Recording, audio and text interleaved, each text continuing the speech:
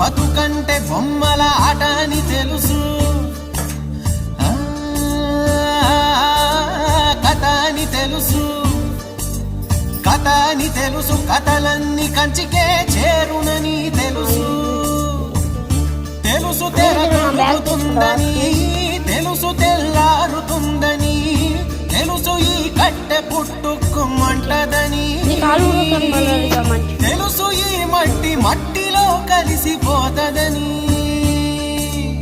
ఇన్ని తెలిసి ఇరకాటంలో పడిపోతావు ఎందుకని మాయ